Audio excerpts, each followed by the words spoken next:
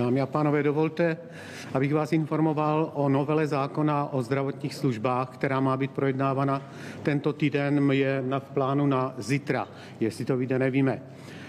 Jde totiž o protilidovou úpravu, a to je rozdělení medicíny na minimální pro nízkopříjmové a kvalitní pro ty, co na to mají.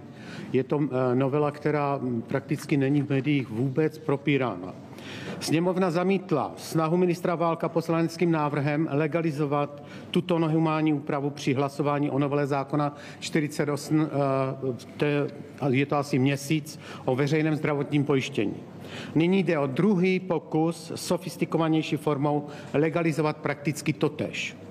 Ve skutečnosti to znamená zbavení se odpovědnosti za rozdělení zdravotní péče na takzvanou minimální a kvalitní. Za toto rozdělení podle novely neponese odpovědnost vláda, ale nikým nevolený úředník zdravotní pojišťovny a kontrolní orgán kvality zdravotní péče, ať oba dva bez politické odpovědnosti.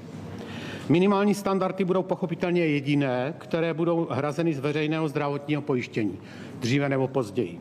Jsme zásadně proti dělení zdravotní péče na lepší, kterou si bude moci zaplatit stále méně obyvatel, včetně střední třídy, a minimální, která bude hrazena z veřejného zdravotního pojištění.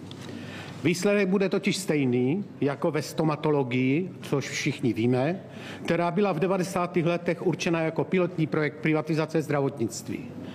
SPD bude i po volbách prosazovat rovnou dostupnost zdravotní péče stejné kvality pro všechny občany České republiky, a to lege artis. Proto budu navrhovat vrácení této novely do druhého čtení ke kompletnímu přepracování.